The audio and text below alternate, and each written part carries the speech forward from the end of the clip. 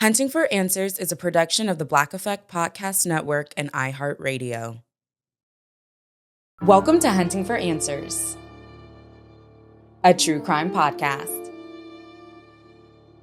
I'm your host, Hunter. A teenage girl leaves school early. She isn't feeling well, so she calls home saying she wants to rest. She is expected back later. But somewhere between leaving school and the end of the day, she disappears. By that evening, the people who expect to see her are left waiting. And more than 15 years later, no one has been able to explain why. This is the story of Janteyl Johnson. Janteyl Danielle Johnson was 15 years old. She lived in Newark, Delaware. And to family and friends, she was known as Puff. She attended Glasgow High School. She enjoyed doing hair. And according to her family, she talked about one day owning her own salon. At the time of her disappearance, Janteyl was approximately 5 months pregnant. She was still a high school student, and now she was preparing for motherhood.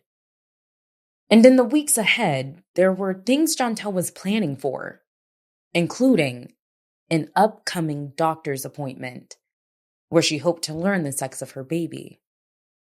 It was a moment her family says she was looking forward to, but she never made it to that appointment.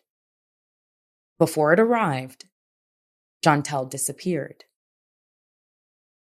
On February 3rd, 2010, Janteyl went to school.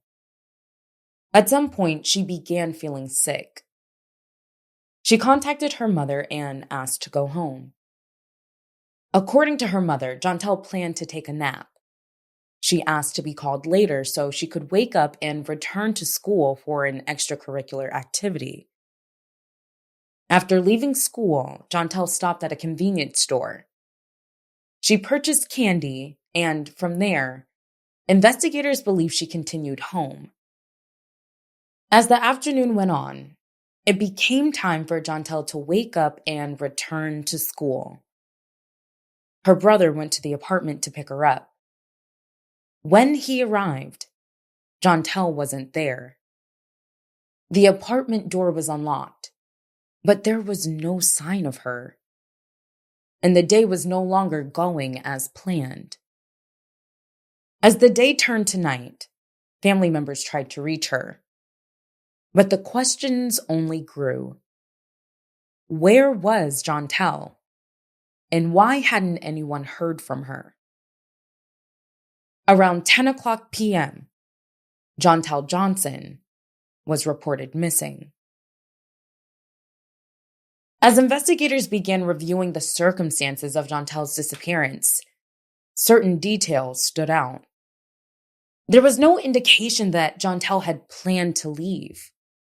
Personal items remained at the apartment, including her glasses and her contact lenses. There was no obvious signs of a struggle and no clear explanation for why Janteyl was gone. For her family, those details only deepened the mystery. They didn't believe Janteyl had chosen to walk away. To them, her disappearance didn't fit with the life she was living or the plans she was making. As investigators worked to reconstruct Janteyl's final hours, they focused on the people who may have been in contact with her. One detail would stand out. At the time of her disappearance, Janteyl was 15 years old. Public reports have stated that the father of her unborn child was 26. According to reporting cited by the Charlie Project, investigators reportedly found that one of the last known calls to Janteyl's phone was linked to him. Authorities interviewed him, but public records do not indicate that he was ever charged in connection with the case, and the questions surrounding Janteyl's disappearance remained. As the search continued, investigators found themselves facing the same problem. They had very little to confirm. No verified sightings, no contact. For her family, the uncertainty was constant. Every day brought the same unanswered question. What happened to Janteyl? As the case remained open, authorities classified her as an endangered runaway. But her family never believed that description told the full story. They maintained that Janteyl's disappearance was out of character. And as time passed, the distance between questions and answers only grew. For Janteyl's family, the search never really ended. There were birthdays without her, holidays without her, and years without answers. Time moved forward. The search did too. Her family refused to let the case fade away. In 2025, 15 years after Janteyl disappeared, the National Center for Missing and Exploited Children renewed attention to her case. The organization released an age-progressed image, a glimpse of what Janteyl might look like today. By then, the 15-year-old who vanished would have been 30 years old. The image was new. The questions were not.